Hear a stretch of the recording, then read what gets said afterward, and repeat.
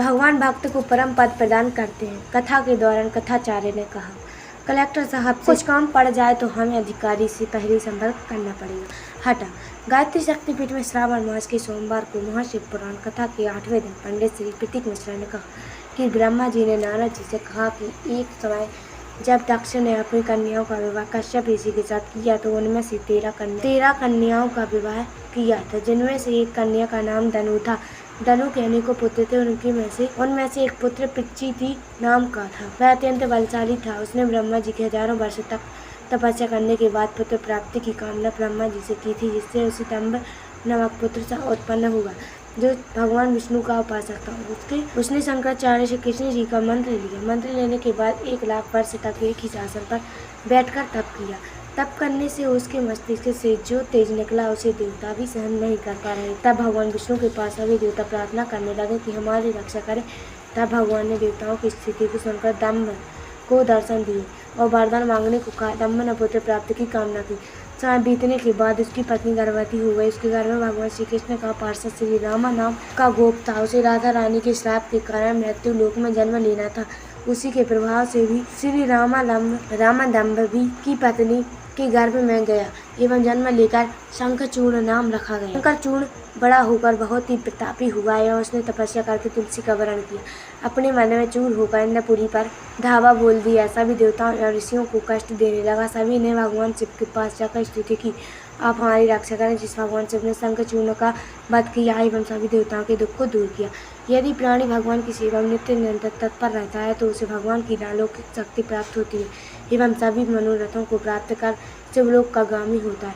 शिव महापुराण कथा में हजारों की संख्या में श्रोता कथा का रस पान ले रहे हैं। आप सब उनका आनंद प्राप्त करेंगे और आप सभी प्रकार का स्वरूप था उसका।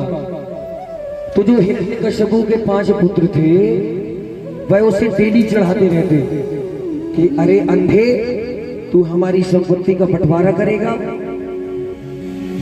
अभी हमारे चाचा हिरण्याक्ष का कोई पुत्र नहीं तो सारे संपत्ति का राज्य हम 5 पुत्रों में बंटता, लेकिन तूने आकर अब तू 6 भाग करवाएगा इसके।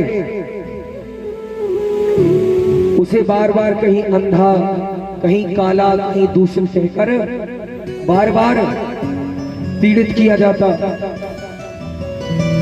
इसी पीड़ा को सहते सहते उसके मन में आया कि तपबल रचहि प्रपंच विधाता, तपबल विष्णु करहि संहारा। सृष्टि को धारण कर रखा है, क्या मैं तप के प्रभाव से एक सुंदर, क्या मैं सुंदर नहीं हो सकता? क्या मेरी आंख नहीं आ सकती? ऐसा प्रश्न उसने मन में जब सोचा तो नारद जी वहां पर आ गए। नारद जी कहने लगा कि तुम्हारे मन में एकदम सत्य बात आई है, तुम्हें ब्रह्मा का तप करो, विष्णु का तप करो, शिव का तप करो, और उनका तप करने से तुम जिस चीज की प्राप्ति करना चाहोगे वह चीज तुम्हें सुलभता से प्राप्त होगी। जो कर्म किया है अब उसी से आगे से किस निमित्त उत्पन्न किया है। शिव जी कहने लगे कि हे पार्वती, तुमने मेरे नेत्र बंद किए थे, उससे यह अंधक नाम से सारे जगत में विख्यात होगा। भोले बाबा ने उसका अंधक नाम रखकर उसे पुकारा और उसका पालन पोषण करने लगे। समय बीता। एक समय कश्यप के पुत्र हिरण्याक्ष